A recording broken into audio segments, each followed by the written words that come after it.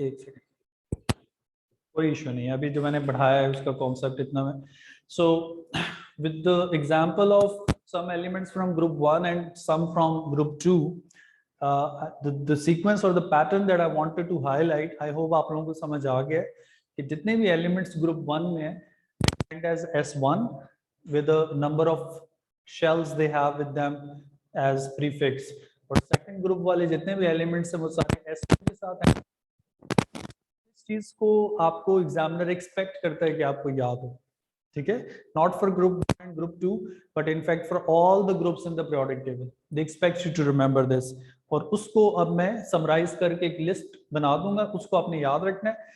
Technically तो याद करना ही पड़ेगा, लेकिन आप ये सोचें कि वो जो चीज आप याद कर रहे हैं, मेमोराइज कर रहे हैं, वो किसी कॉन्सेप्ट से आई है, ठीक है ना.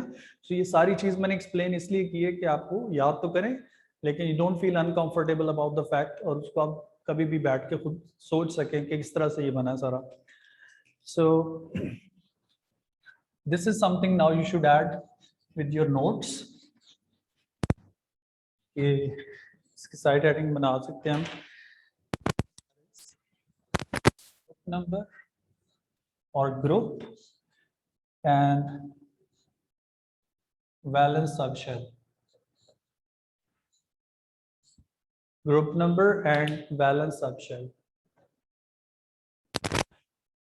All the elements in group 1 they end as S1. ठीक है, इनके साथ मैं नंबर नहीं लिख रहा क्योंकि एक एलिमेंट का अपना अपना पीरियड नंबर होता है, तो वो रिपीट होगा, चेंज होगा, बट सारों में S1 आएगा. All the elements in group 2 would end as S2. Group 3 will end as P1. और group 4 elements will be P2, 5 would be P3, group 6 elements would be P4, group 7 would be P5, एक electron extra हो रहा है बस. और group 8 जिसको हम group 0 भी बोलते हैं, that is P6. Noble gases with 6 electrons in P are like complete event.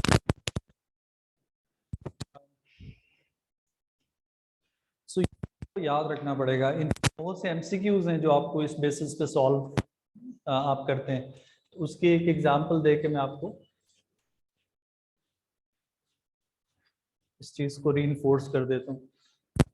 So the other day on like Friday, I told you like how exactly for an element such as element X or T, जैसे paper में आ जाता है, तो अगर कोई element T और examiner कह देता है this element is not an element from the periodic table, कि आप उधर जाके ढूंढ रहे हैं इसको T को, it's like some supposed element perhaps, और उसकी वैलेंस सबशेल कॉन्फ़िगरेशन आपको उसने बता दी है लाइक 4p3.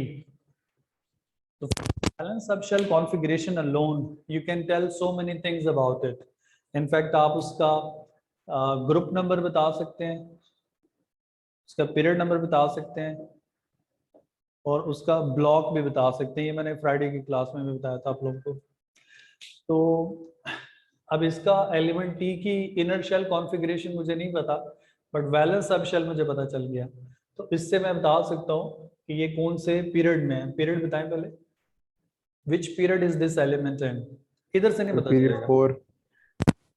पीरियड, राइट, क्योंकि ये जो नंबर लिखा हुआ है साथ, ये उसका पीरियड नंबर है जो मैंने ग्रुप 1 और 2 के लिए भी आइडेंटिफाई भी किए थे. So this is in 4th period, और लाइक इसमें 4 शेल्स होंगे. अच्छा, अब ग्रुप इज इट इन, ये आपको इस लिस्ट से पता चलेगा. So if it is like 3 on the top, तो P3 वाले जो होते हैं वो ग्रुप 5 में होते हैं, ठीक है ना. तो अगेन ये लिस्ट आपको याद रखनी है, बट वो उस कॉन्सेप्ट पे आई है. So it's in group 5. ये हम रोमन स्टाइल से लिखते हैं, जाहिर है ग्रुप्स अभी तक. तो ब्लॉक जो है वो ये जो लेटर है ये सीधा सीधा ब्लॉक है. So this number is the period number, this is the block here, और वो 3+2 कर दें तो ग्रुप नंबर आ जाता है. ठीक है, जो ऊपर P के साथ जो पावर लिखी है उसमें 2 ऐड करके ग्रुप नंबर आ जाएगा. लाइक अगर ये 3 है तो +2 करोगे तो ग्रुप आ जाएगा. लाइक इसमें भी एक सीक्वेंस है, P1 से P6 तक एक सीक्वेंस रिपीट हो रहा है, और वो सीक्वेंस क्या है कि जो ग्रुप नंबर है वो इस पावर में एक तरह से एक 2 इलेक्ट्रॉन ऐड कर दें तो ग्रुप बन जाता है उसका. It's in P block. In fact, this letter refers to the block of the element P block. इस पे कुछ ब्लॉक पीरियड तो है ही, लेकिन साथ ब्लॉक्स भी हैं जो आपको ए लेवल में याद रखें. So the blocks that we have in the periodic table, periodic table body इधर बना देता हूँ, वो आपने याद रखना है.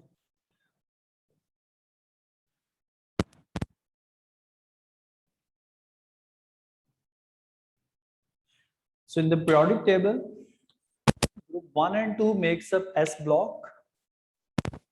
From 3 till 8 makes up P block. फिर transition elements हैं, they make D block, और नीचे जो by transition F block. S, P,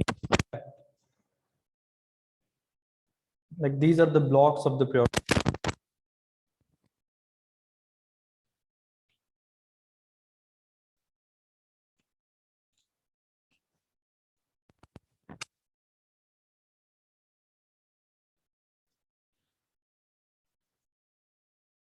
All right, so what's the reason or logic behind these blocks labeled as F, for instance? उसमें आपने ये चीज समझनी है कि जितने 1 और 2 में, for instance, they end up as S. उनका जो वैलेंस सब शेल है, for instance, वो S है, और जितने भी यहाँ पर एलिमेंट्स आ रहे हैं 3 to 8 as P, for instance, valence sub shell P shape का है, डबल शेप्स, और ये जो बीच में ट्रांजिशन इनके S से 3 भी इनकम्प्लीट हो, और ये जो बाहर हैं इनके valence sub shell F shape के हैं. ब्लॉक्स बने हुए,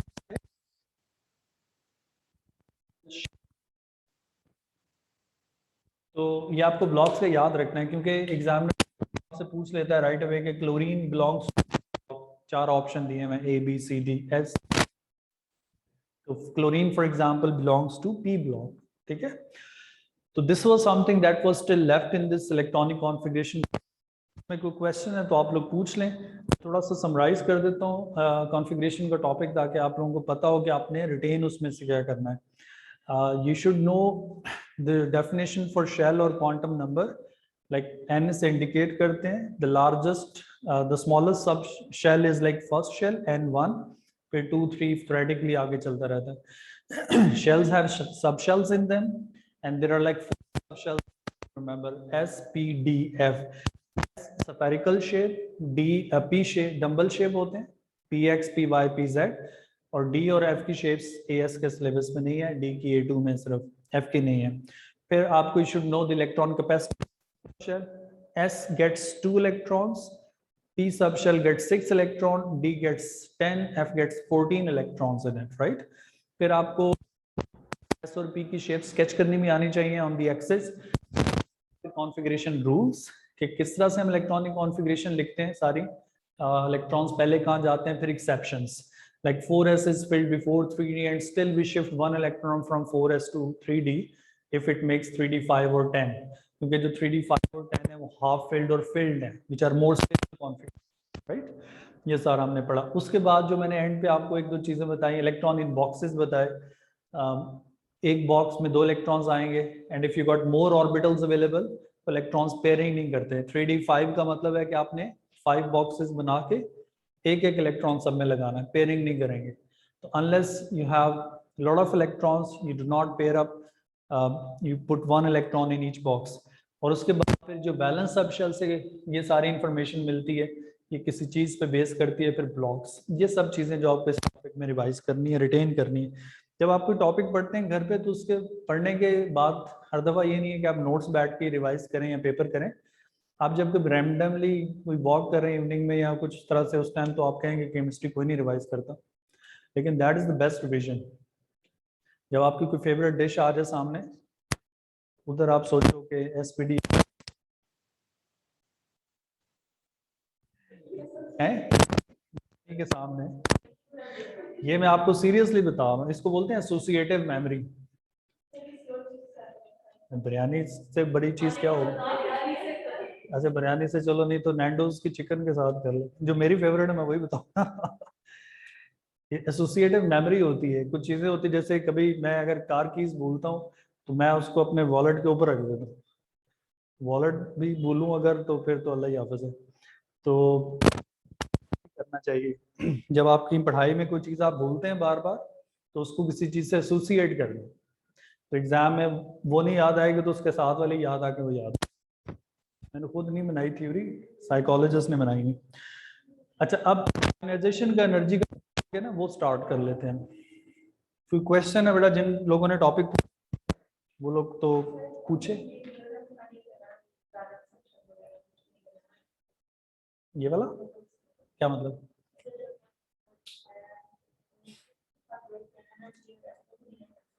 नहीं नहीं, we have nothing beyond this. I mean, what you need to know as per A level syllabus, student should know group 1 to 8, the balance subshell D और F बीच में है ही नहीं। इनफैक्ट डी और एफ का भी पता चल जाता है, लेकिन वो एमसीक्यूज की रिक्वायरमेंट या क्वेश्चन के रिक्वायरमेंट में नहीं आता कि आपसे एग्जामिनर वो दे के पूछे कि इसका मेटल में पीरियड और ग्रुप बताओ। ठीक है, वो आपसे नेक्स्ट टॉपिक जो हमारा है वो आयोनाइजेशन एनर्जी का, that also is very important topic.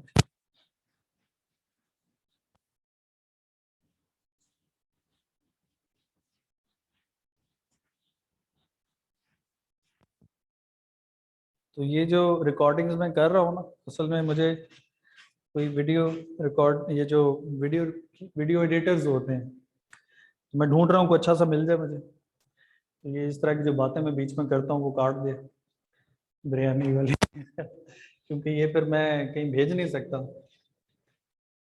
कुछ बच्चे बड़े शैतान होते हैं वो डाल देते हैं उधर, है ना। आयनाइजेशन एनर्जी का टॉपिक हम हमारा नेक्स्ट है, इनफैक्ट इस चैप्टर का third and last. Ionization energy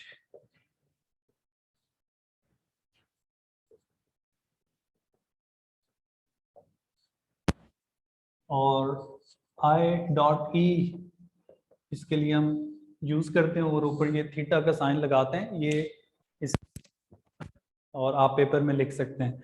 whereas this theta sign here is for the standard conditions, जो ऊपर मैंने लगाया है ये स्टैंडर्ड कंडीशंस के लिए।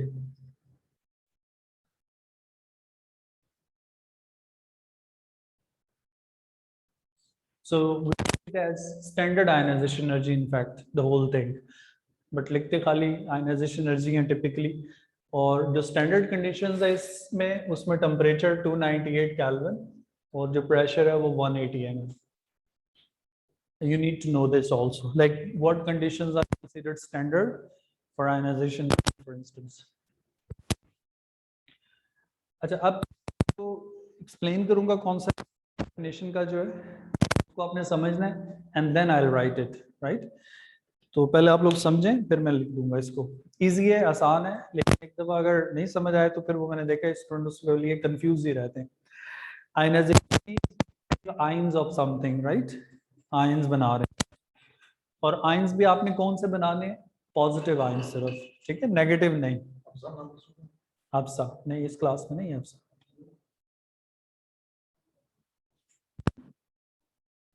आपसा सो एक positive ions according to this topic, एक एटम है उसके पॉजिटिव आयन बनाएंगे। अच्छा अगर एक एटम के पॉजिटिव आयन आपको बनाने तो you have to remove electrons from it, आपने उसके इलेक्ट्रॉन्स रिमूव करने, क्योंकि इलेक्ट्रॉन्स नेगेटिव होते हैं, तो व्हेन यू रिमूव इलेक्ट्रॉन तो it becomes positive. So when you try and remove electron from an atom, तो tell me would you need energy for that और will energy be given out? एक electron निकालना है मुझे, energy required होगी या release होगी? रिक्वायर्ड होगी, एंडोथर्मिक हो जाएगा, क्योंकि the electron in fact is held by the attraction of the nucleus, right. तो उसको ओवरकम करेंगे तो वो बाहर जाएगा ना, अदरवाइज तो नहीं जाएगा। सो इट्स एंडोथर्मिक, ये सारे पॉइंट्स मैं लिख दूंगा। फिर in an atom, when you heat an atom, तो the very first electron that will go out would be the one of highest energy, and the valence subshell is of highest energy again, जिनके हम लिख रहे थे 2p1 3s1 सारों के आखिरी shell जो rather incomplete भी होते हैं, तो इनफैक्ट वैलेंस इलेक्ट्रॉन जाएगा। ठीक है क्या? अब आयनाइजेशन एनर्जी क्या है? Ionization, if you take 1 mole atoms, अब 1 मोल में कितने पार्टिकल्स आते हैं? 6 × 10⁻23। एक चीज मैंने मोल्स पढ़ाते हुए बताई थी कि अगर एक चीज आप पक्की याद कर लें, thing is like Avogadro constant particles. ठीक है, तो आपकी लाइफ मोल्स में बड़ी आसान हो जाती है। तो अगर मैं 1 मोल एटम्स कह रहा हूँ तो दैट मीन्स 6 × 10⁻23 एटम्स। तो सारे एटम्स लूंगा एक एलिमेंट के, लाइक सोडियम के, क्लोरीन के फॉर इंस्टेंस, और इन सारों में से एक एक इलेक्ट्रॉन निकाल देता हूँ मैं। तो टेक्निकली मैं इलेक्ट्रॉन्स भी 6 × 10⁻23 निकाल रहा हूँ, सारों से एक एक। तो उसके लिए जो मुझे एनर्जी रिक्वायर्ड होगी, हीट दूंगा सारी, वो उसकी आयनाइजेशन एनर्जी है। अच्छा, अब आयनाइजेशन एनर्जी की एक सिंपल डेफिनेशन इससे बच्चे स्टूडेंट्स जो है ना वो बना लेते हैं खुद, जो मैंने अब एक्सप्लेन किया है। It's like energy required to ionize atom. That's not it, in fact it's all about 1 mole. So 1 mole atom होने चाहिए, गैशियस होने चाहिए, उनको गैस की फॉर्म में पहले कन्वर्ट करेंगे हम। सो 1 मोल गैशियस एटम्स होने चाहिए, उनके आपने पॉजिटिव आयन बनाने, उसके लिए जो एनर्जी चाहिए वो उसकी आयनाइजेशन एनर्जी। और कंडीशंस अगर आप स्टैंडर्ड रखोगे उसको हम बोलेंगे स्टैंडर्ड आयनाइजेशन एनर्जी। ठीक है, अब मैं इसकी डेफिनेशन लिख के फिर repeat, solve the sheet of atomic structure में आप लोगों को दे दूंगा, लास्ट टॉपिक है। तो उसमें आप देखोगे स्ट्रक्चर्ड पेपर में जो थ्योरी वाला सेक्शन होता है उसका, उसमें almost every second question starts with the definition, 2 marks 3 marks, और many students lose marks in definitions which is a big crime I would say. Like एक डेफिनेशन तो सॉलिड मार्क्स हैं और वो पेपर में आ रही है बार बार, उसके ऊपर भी मार्क्स आप लूज कर दें तो फिर तो अच्छी बात नहीं, क्योंकि ट्रिकी पार्ट तो आगे चल रही है क्वेश्चन में, लेकिन definition it's not a tricky thing, it has all the concept of the topic in it, वो नहीं गलत होना चाहिए। तो ionization energy is the amount of heat required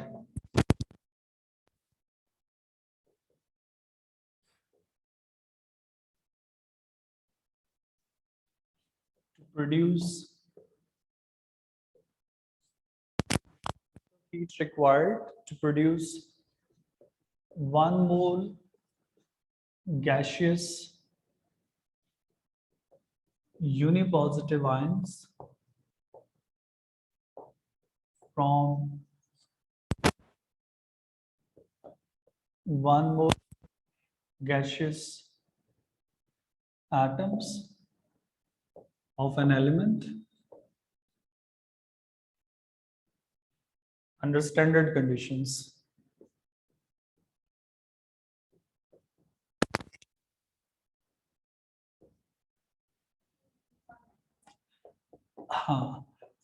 Uni is always like for 1, so uni positive would be like 1 positive. जब आप एक atom से इलेक्ट्रॉन रिमूव करोगे तो 1+ चार्ज आ जाएगा, तो उस 1 पॉजिटिव चार्ज के लिए हम यूनी पॉजिटिव टर्म यूज करते हैं। And technically the definition that I have written is for the first ionization energy. In fact जब आप पहला इलेक्ट्रॉन निकाल देते हैं that's when it becomes 1 positive, but if you heat again and you remove the second electron, that's like di positive, tri positive, but we don't define di or tri, we define first ionization energy only. Books में भी और आपको paper में भी ये लिखने को आएगी, लेकिन आयनाइजेशन एनर्जी की टाइप्स हैं। इनफैक्ट आप एक इलेक्ट्रॉन निकाल सकते हैं, सेकंड निकाल सकते हैं, थर्ड, इनफैक्ट आप किसी एटम से सारे इलेक्ट्रॉन भी निकाल सकते हैं। You just have to heat it more and more, ज्यादा हीट करें तो एंड पे उसका न्यूक्लियस बच जाएगा। इनफैक्ट आप किसी एटम में अपनी चॉइस से इलेक्ट्रॉन ऐड नहीं कर सकते जबरदस्ती, लाइक आप सोडियम लेके के मैं इसमें एक इलेक्ट्रॉन डाल के उसको नेगेटिव बना देता हूँ, दैट्स नॉट पॉसिबल। और actually gains 1 electron, chlorine negative ion बनाता है 1 नेगेटिव, तो आप ये नहीं कर सकते कि you add 2 electrons into it, so like you want to make -2 ion of chlorine, ये नहीं होगा। But if you want to remove electrons you can do it from metals, you can remove electron from non-metals, and you can remove electron from noble gas even। ठीक है ना, noble gas से भी electron, फर्क सिर्फ ये है कि उसके लिए ज्यादा एनर्जी रिक्वायर्ड होगी, ठीक है, हाईएस्ट, क्योंकि वो स्टेबल होते हैं। तो this definition is for the first ionization energy. It's like heat required. That shows that ionization energy का जो concept है, it is always endothermic. अब आप इसके साथ इसको point out कर ले. Ionization energy is always endothermic. इसकी जो वैल्यूज होंगी वो सारी पॉजिटिव डेल्टा एच के साथ होंगी, नेगेटिव कभी नहीं होगी. और 1 mole gaseous unipositive ions from 1 mole gaseous atoms. So you should have 1 mole gaseous atoms of that element. उसमें से इलेक्ट्रॉन निकालने हैं आपको. ठीक है. अच्छा, पेपर में डेफिनेशन के साथ जो टिपिकल क्वेश्चंस आते हैं उसी तरह टॉपिक को मैं आगे लेके चलता हूँ. You get to write equations elements के, सोडियम की लिख दें, क्लोरीन की लिख दें, first ionization, second, third, whatever.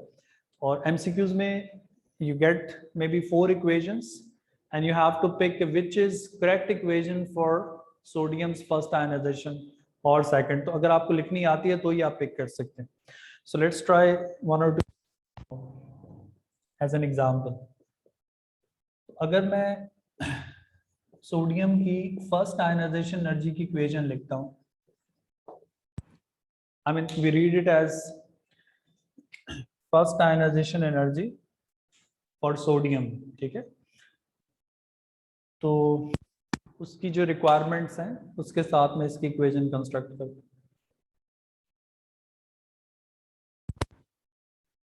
अच्छा, अब आप लोगों ने इसको समझना मेरे साथ, क्योंकि जिन स्टूडेंट्स को इक्वेशन कंस्ट्रक्ट करनी आती है उनको डेफिनेशन कभी नहीं भूलती.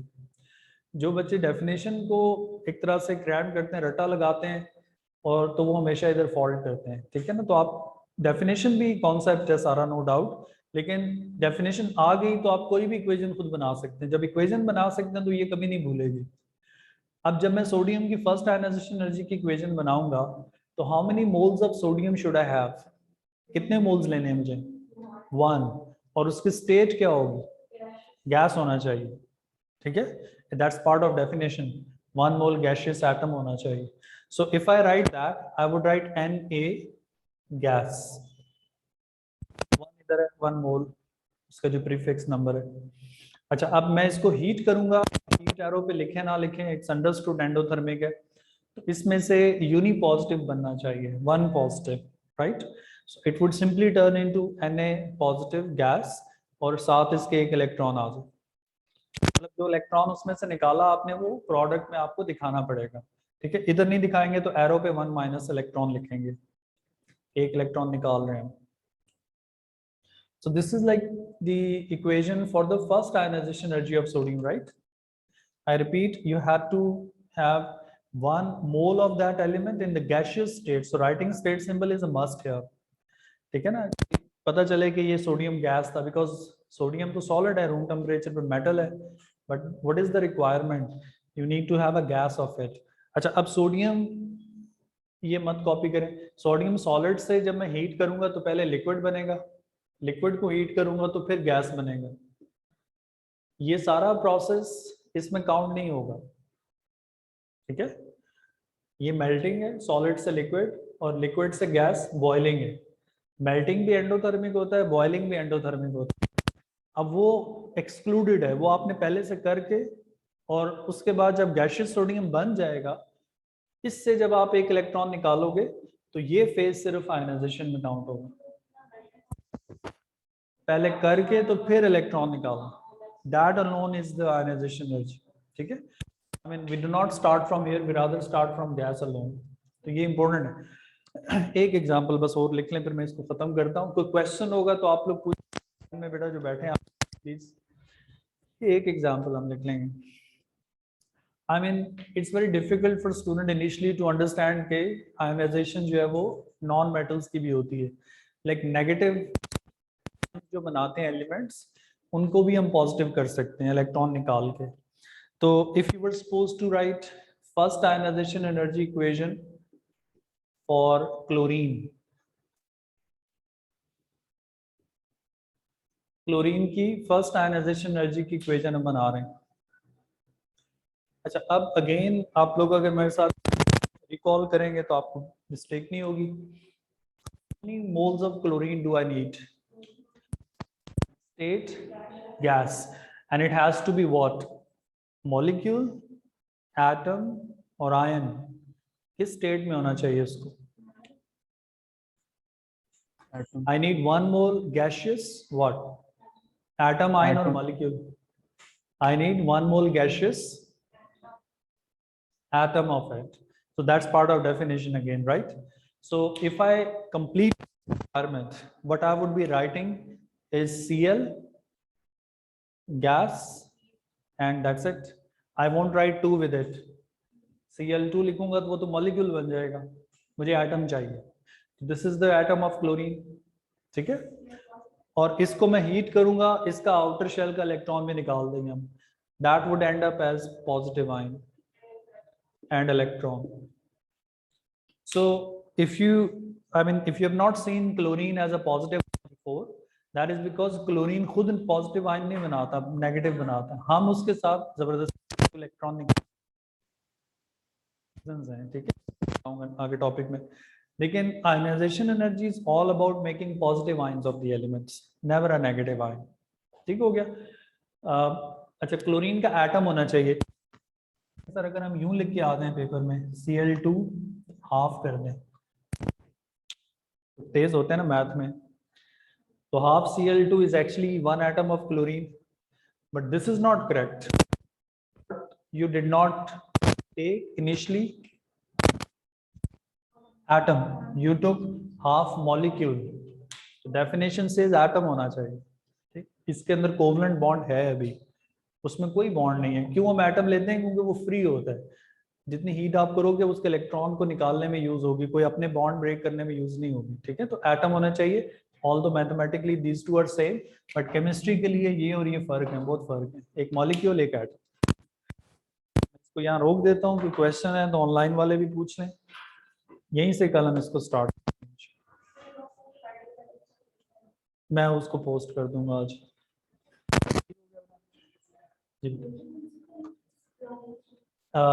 मैं आपको